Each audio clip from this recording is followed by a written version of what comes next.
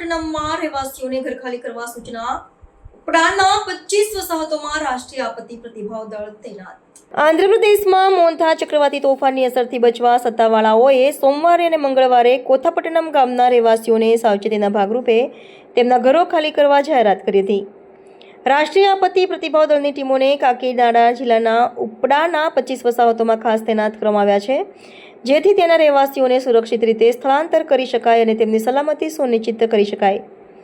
આ વાવાઝોડાને કારણે મંગળવારે સાંજે કાકીનાડા તટ પર અત્યંત તીવ્ર વાતાવરણ સર્જાતા તંત્રે વ્યાપક તૈયારીઓ હાથ ધરી હતી.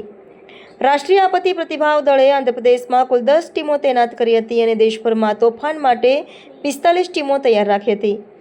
દળના નિરીક્ષક બિસ્વાસે જણાવ્યું હતું કે તેમની ટીમ 24 કલાક કામ માટે તૈનાત છે અને તેઓ 2 દિવસ પહેલા જ આ વિસ્તારમાં પહોંચી ગયા હતા. તેમણે ઉમેર્યું હતું કે જે વિસ્તારોમાં લોકોને સ્થળાંતર કરવાની જરૂર હોય તેવા વિસ્તારોમાં તેઓ જાગૃતિ ઝુંબેશ ચલાવી રહ્યા છે અને સ્થાનિક વહીવટીતંત્ર સાથે સંકલન જાળવી રહ્યા છે.